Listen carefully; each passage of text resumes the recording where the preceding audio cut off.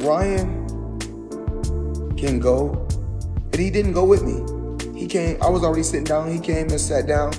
One of my close friends had an extra ticket, gave Ryan a ticket. He sat down, we talked just about life and family and really about social media. That's what we really talked about.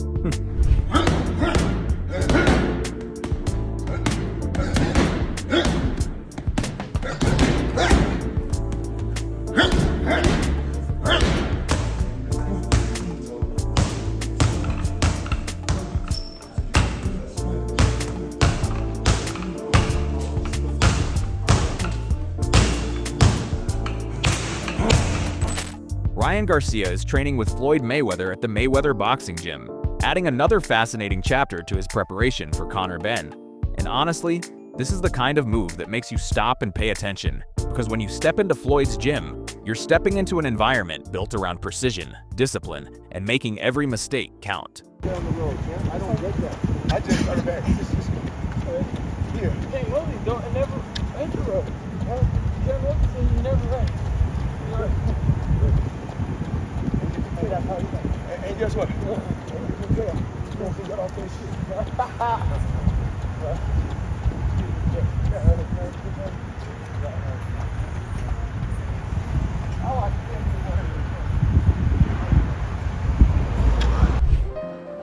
What's cracking? Thank you. Love you, Andrew. Look at these fits. These fits are insane.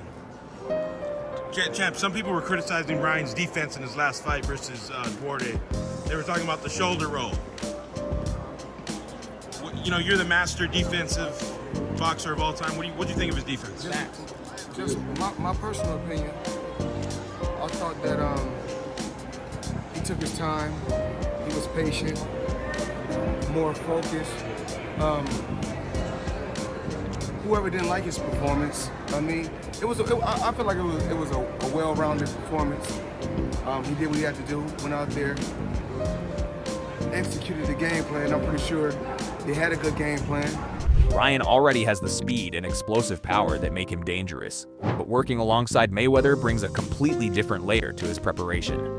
Floyd knows what it's like to deal with aggressive fighters who want to close the distance, pressure you, and turn every exchange into a physical battle, which makes this especially interesting with Benn coming forward on September 12th.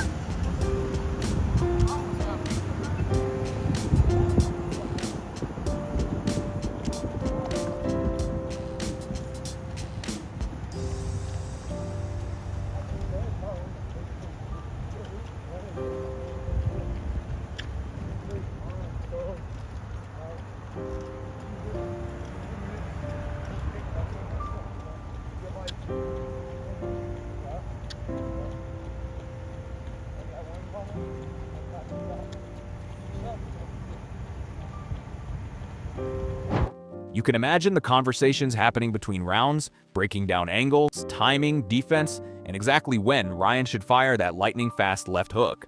But the biggest question isn't whether Ryan can punch. We already know he can. It's whether he can stay disciplined when Benn starts pushing the pace and trying to drag him into a fight. That's where a gym like this could make a difference. Ready, set, go.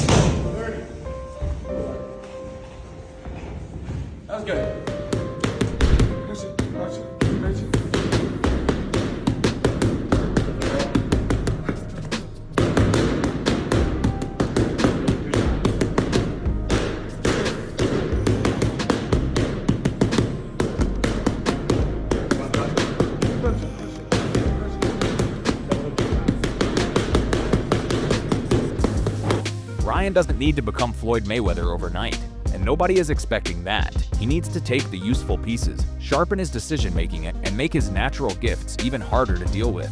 The atmosphere at Mayweather's gym also gives Ryan something important: high-level competition and constant pressure in training. Every round becomes another opportunity to prepare for the chaos Ben wants to create. After all the trash talk, predictions, and heated face-offs, Ryan is now putting the focus back where it belongs, inside the gym. And if Floyd's influence helps him combine that incredible speed with more patience and control, Conor Benn could be walking into a very different version of Ryan Garcia on fight night.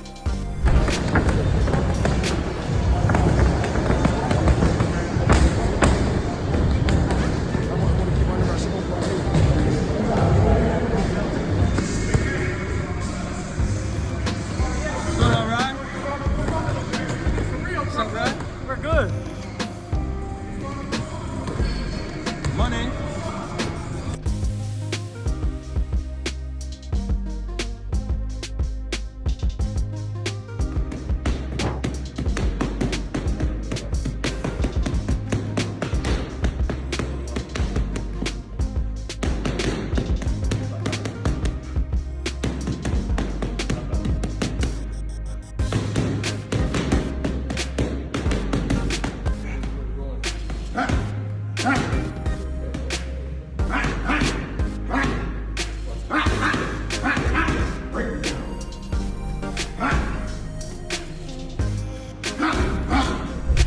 The Floyd Mayweather gym session showed Ryan Garcia sharpening the technical side of his game, but Conor Benn's latest interview makes it clear that he's preparing for a completely different kind of battle. Ben sounded almost detached from everything Ryan is doing outside the ring, repeatedly making the point that he hasn't been watching the noise, hasn't been scrolling through social media, and has spent the last 7 months doing one thing: training. I actually like that mindset, because while Ryan is adding layers to his game, Ben seems determined to strip everything down to discipline and consistency.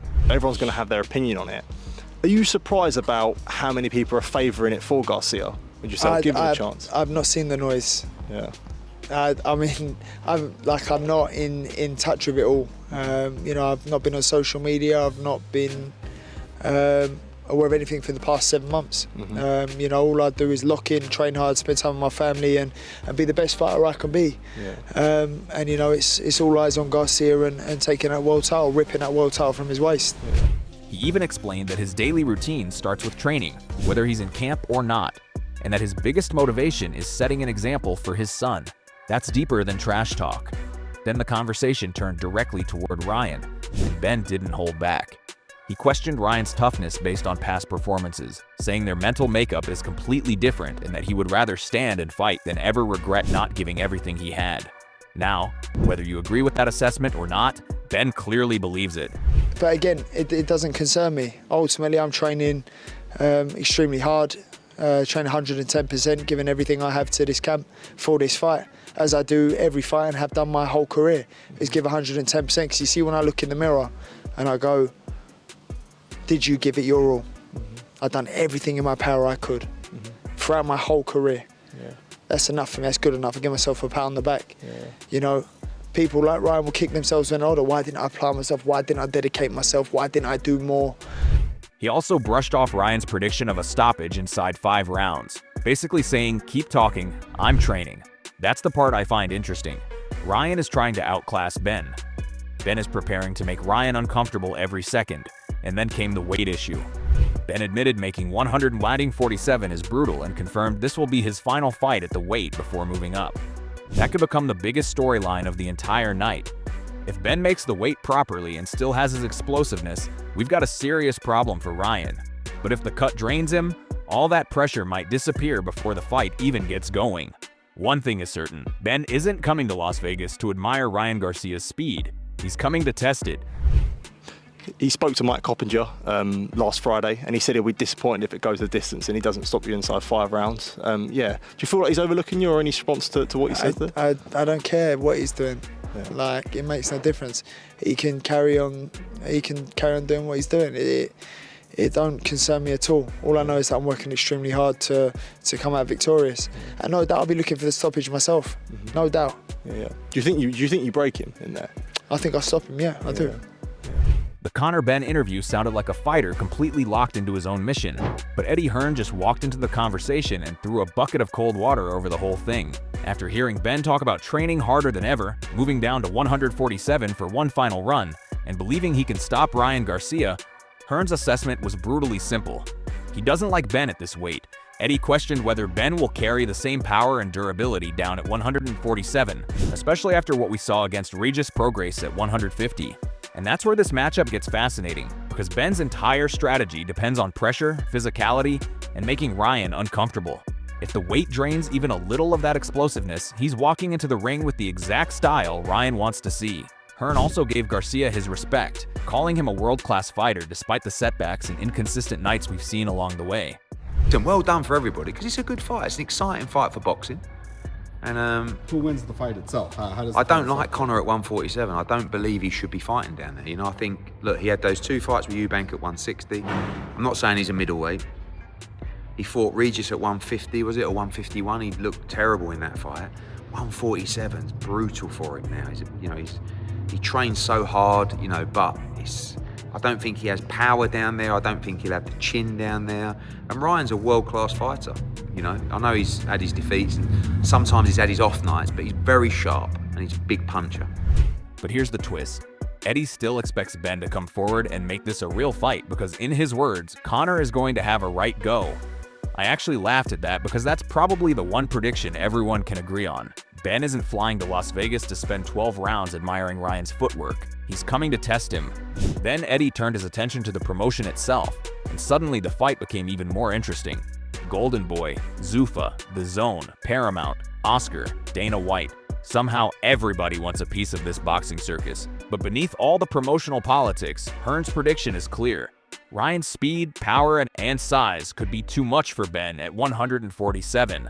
Now Benn has heard all of it. The question is whether September 12th gives us Eddie Hearn's version of Conor Benn, or the version Benn has been promising us himself. You know, these guys, and I'm not going to get into the back and forth because, yeah, I guess we've had peace talks and all that kind of stuff, but they think they can do anything, right? They think they can interfere with fight contracts, with broadcast contracts. They expected Ryan Garcia against Conor Benn to be a Zuffa show on Paramount. That is it. And Sky Sports, which is their other partner, right? It's now a ring card, co-promoted by Oscar de la Hoya and Zuffa on The Zone and Paramount. But and I think that is it's good for them because it's incredibly humbling. It's teaching them how boxing works.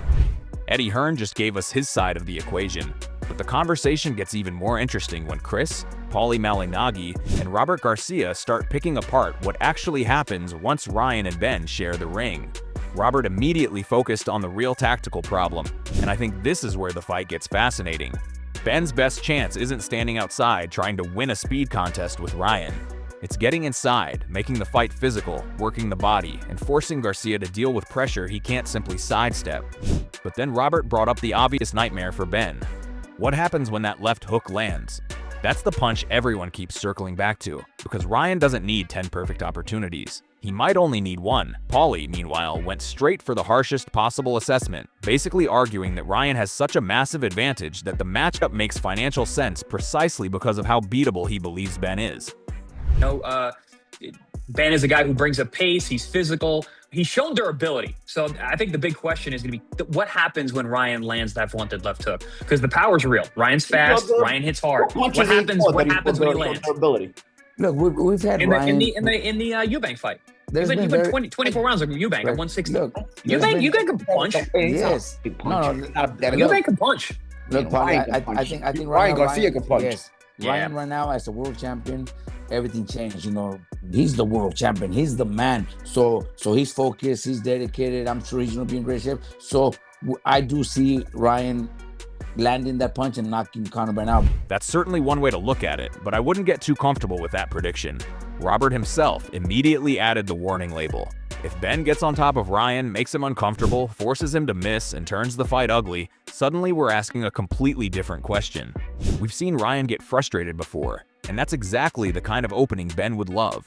Then Robert brought up the Rolly Romero performance, reminding everyone that the wrong version of Ryan can make even a heavily favored fight complicated. But he also believes becoming WBC champion has changed Garcia's mentality, and that could be the biggest difference of all. So now we've got Paulie predicting a one-sided night, Robert seeing a dangerous but winnable fight, and Ben trying to prove everybody wrong. Honestly, that's why I'm not buying the free win talk. Ryan may be the favorite, but Ben still has one job: survive the speed, get inside, and turn the whole thing upside down.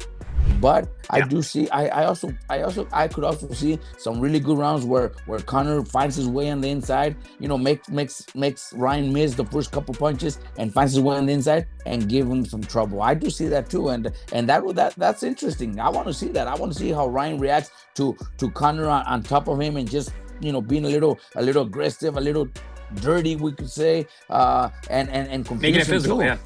Make it physical. Ryan could get confused, could get frustrated. We've seen it before. He does get frustrated. So that's one thing. Coach Duarte, one of your guys. Yes, I don't think you were with him at that point, but he made that fight physical and made Ryan uncomfortable. Exactly. So I think it's something that's gonna have us waiting to see what kind of reaction Ryan takes when somebody like Conor's on top of him and being a little ugly, a little dirty. You know, we got to see that. And after hearing all of that, the picture heading into September 12th is pretty clear, but far from predictable. Ryan Garcia has the speed, explosiveness, and sharper boxing tools, while Conor Benn has the pressure, physicality, and mindset to make this uncomfortable from the opening bell.